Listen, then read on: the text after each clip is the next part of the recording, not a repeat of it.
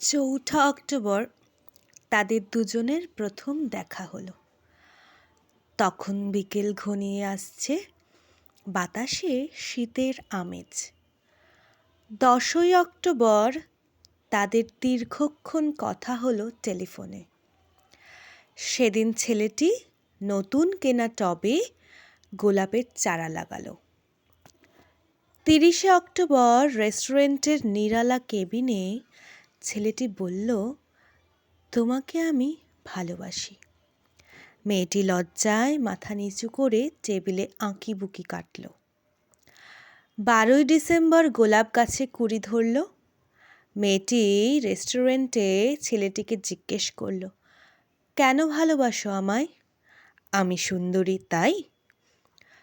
তোমার চেয়েও সুন্দরী আছে কত। আমার বাবার প্রচুর অর্থ তাই? তোমার বাবার চেয়ে বড়লোক এখানে কম আছে?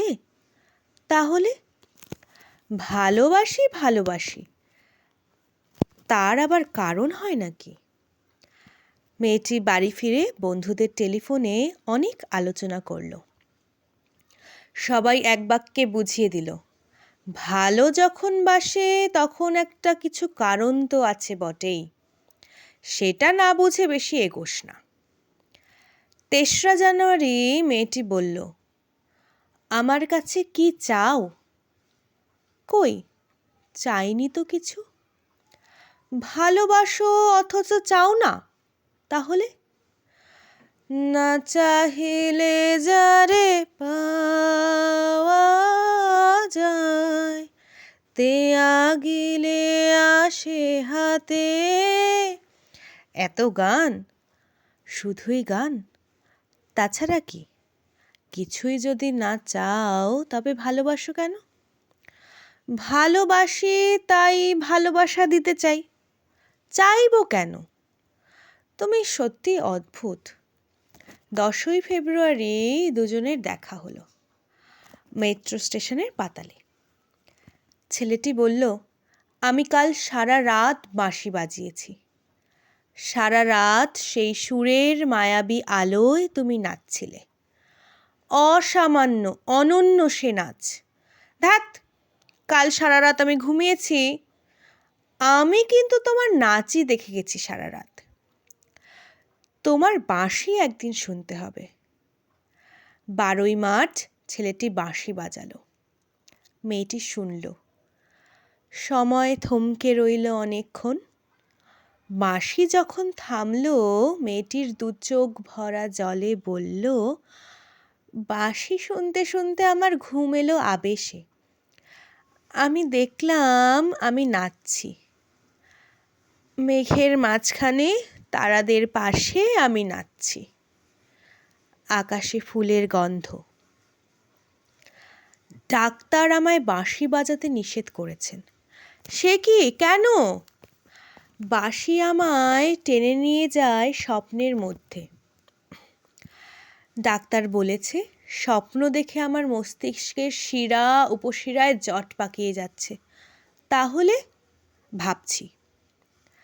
১৬ই এপ্রিল মেয়েটি বলল, আমার বন্ধুরা বলেছে তুমি খুবই ভালো, অসাধারণ, কিন্তু তুমি সৃষ্টি ছাড়া। তোমার সব স্বপ্ন অর্থহীন। আমি জানি। স্বপ্ন টপ্ন ছেড়ে দিতে পারো না তুমি? না। তাহলে তুমি তো আমাকে হারাবে। তোমায় পাইনি তো কখনো। ৫ই মে ছেলেটির মস্তিষ্কে অপারেশন হলো। একটু সুস্থ হতে মেয়েটি এসে বলল, ভালো আছো তো? এখন আর স্বপ্ন দেখছো না তো?